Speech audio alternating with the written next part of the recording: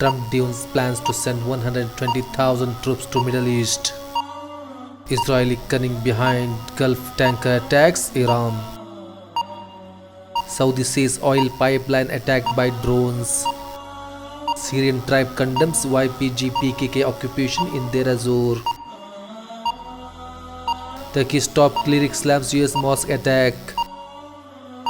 US Congresswomen urge unity to draft white supremacy.